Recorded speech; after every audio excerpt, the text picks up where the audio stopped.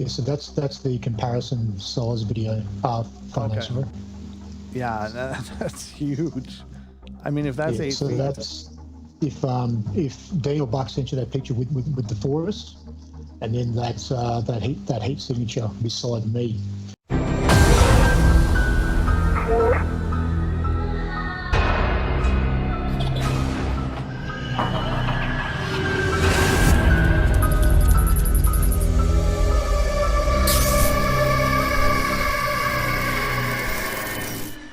Hey, everybody, and welcome to the Paranormal Portal Pieces. I'm your host, Brent Thomas.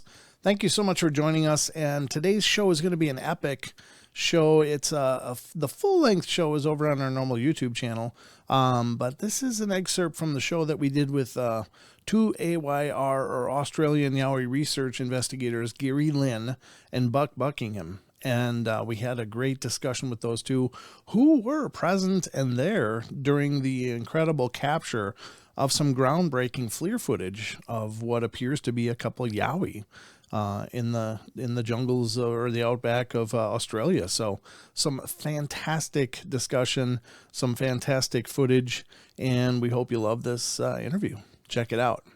I suppose we could probably start talking about what happened on this fateful night when the thermal footage was captured. I don't know if you want to give away the specific details. I don't know how you view that, but I think the specific details are fine. It's probably more the location that we try not to disclose too much. Sure. So as you've seen in our expedition videos when we've been in the kayaks and that kind of thing, so this all started when the evening that we went out in the kayaks, when we came back at about 4:30 in the morning. And it's things like 700-meter walk back up a trail to get back to the road to where the vehicles were.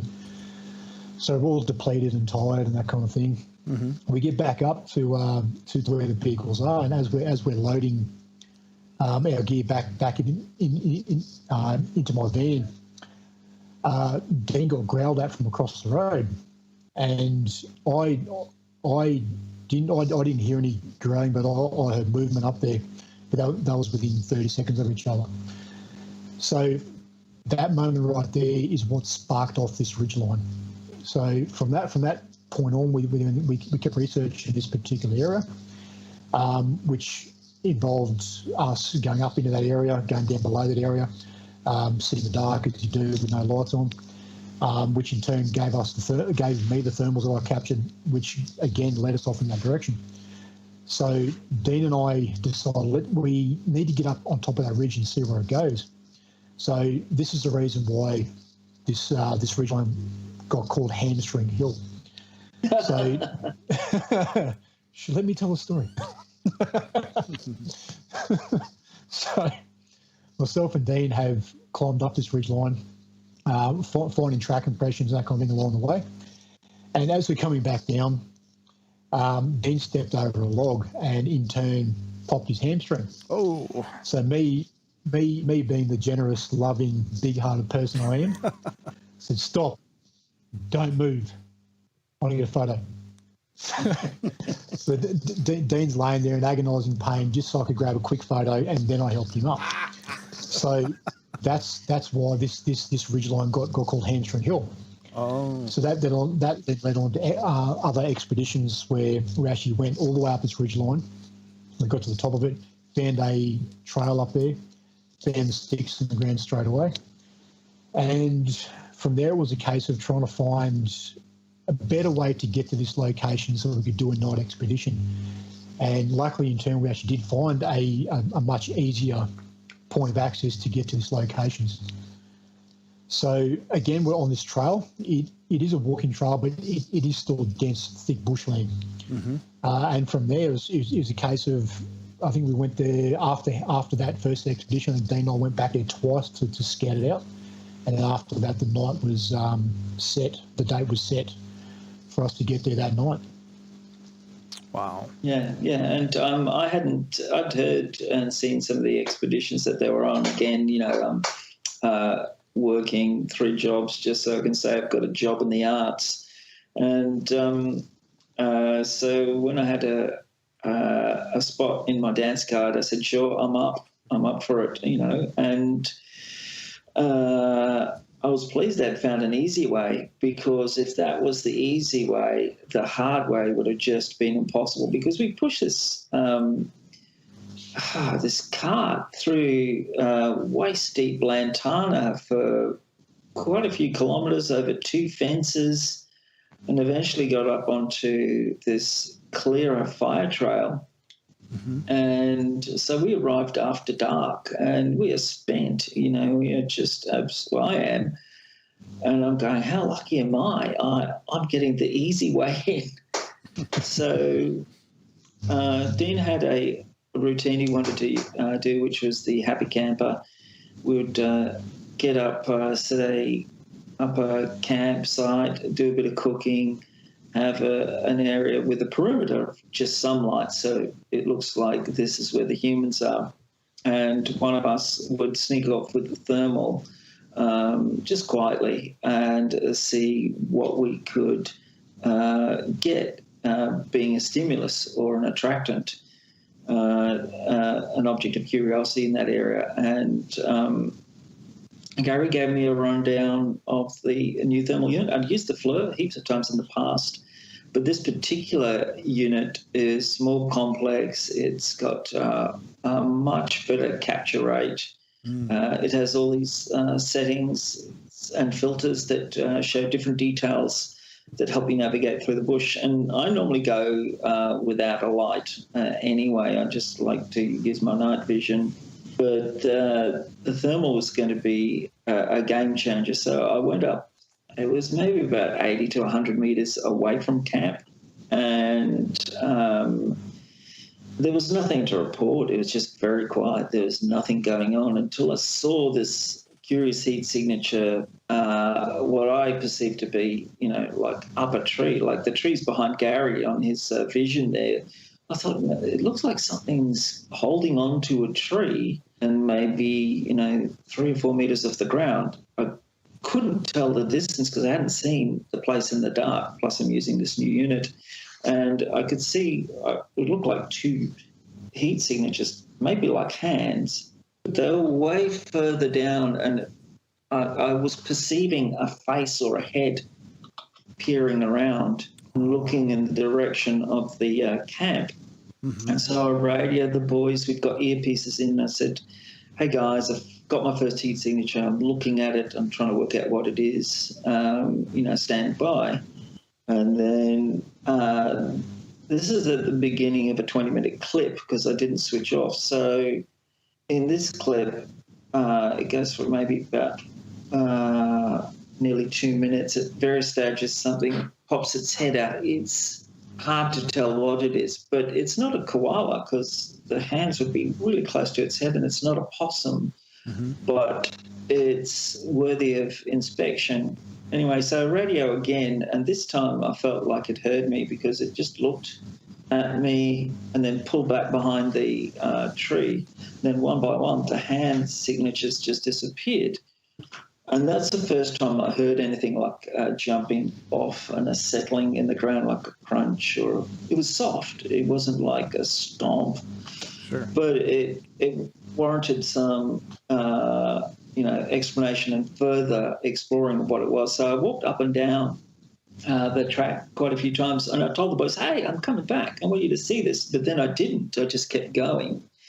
And then I found this curious heat signature behind a log, and this is where it gets, fantastic in terms of what happened was I could see something that was kind of human shaped, kind of like a head in or behind the log.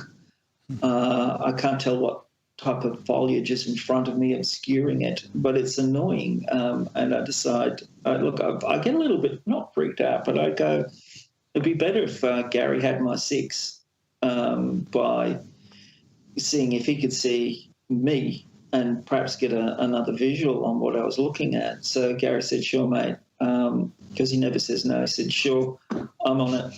And don't tell everyone that. Don't tell everyone. I'm on you. He's a yes man. Anyway, so Gary says, yeah, I've got you in sight. I can see you while I'm looking off into the bush. And this new unit has the option of using an app with your phone. I didn't know that at the time, or I just didn't pay any attention. I just wanted to get out there. But when you're filming, if you want to zoom in, because the buttons have different assignments, you have to actually stop filming and then zoom in.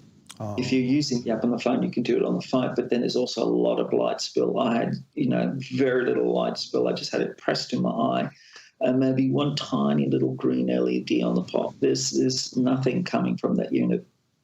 So I zoom in on the stump, and so I've stopped that clip. There's 20 minutes of some action, and then me searching for 20 minutes, going left, right, up and down. So I'm trying to find this stump where this heat signature was again. I can't find it, and you probably heard it was just awful. I'm looking left, I'm looking right. Just towards the end of this, I see some big, strong heat signatures coming through this stand of foliage, and I radio back. It's human shape. It's big. It's large. It's massive. And Gary heard it, and he said, I'm coming up. And at this time, a lot of things are happening for me. I'm not scared, but I'm actually frightened. I'm missing the shot because I've got the thermal unit right up against my eye, and it's filling the actual viewfinder, and I'm still trying to decipher what it is, but I want to zoom back, and I've forgotten you have to switch off the camera, so I just end up changing all these filters, so it looks like I'm on drugs or something because it goes with all these pretty colours. In turn, they provide a lot more detail later on analysis. Sure. And Gary says, I'm coming up. Just at the time I cut it to zoom back, and whatever happens then, they look in his direction, and then they just vanish. When I say vanish, they go behind trees, but there was absolutely no sound. And I've told quite a few people about this, that I could have just as well been looking on the other side of the track and not known they were there.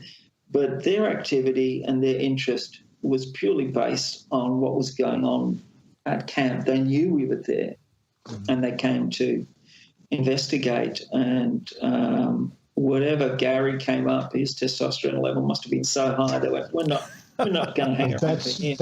That's before I cut my long hair. Yeah. So yeah, I think that's awesome. Let me put one of the images up here. Yeah, so that's the comparison size video. Okay. Yeah, that's huge. I mean, if that's 8 so feet. That's if Dean or Buck sent you that picture with the four of us, and then that heat signature beside me.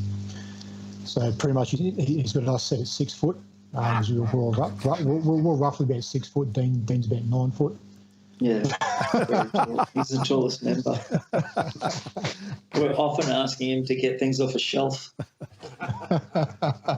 All right, guys, thank you so much for checking out this episode, and we hope you enjoyed it. Please get subscribed if you're not already. Hit the notification so you know when new episodes are coming up.